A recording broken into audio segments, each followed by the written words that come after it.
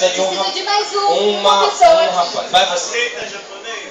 Já, claro. Claro, vem você. Vem você, faz o filho. Tem um grupo, tem uma princesa e um japonês. Faz o filho. Já antecipa a história, daqui a pouco vocês vão ver. Ok, vamos com esses. Ele não quer, ok. Não quer. Então, Então beleza. vamos fazer uma reunião. Então é o seguinte, eles vão fazer uma mímica de uma história. E depois nós vamos ver a mímica e temos que adivinhar. Aí vai ter já está com figurinha de princesa. Nós temos a Júlia. Nós temos o Nicolau. Nós temos a Luana. E nós vamos começar nossa história, não pode falar, tá? Então sai todo mundo, vem pra cá. Pode ir? Começa você.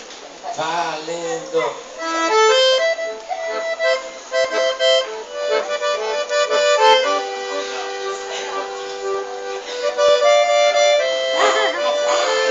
Mais força, mais força.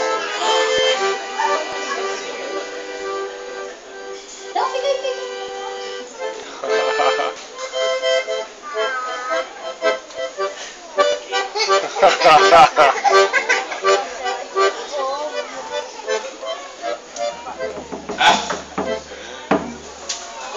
Vai no chão, vai no chão. Vai no chão. Vai falar alto, fala alto. Vai falar. Chapeuzinho vermelho!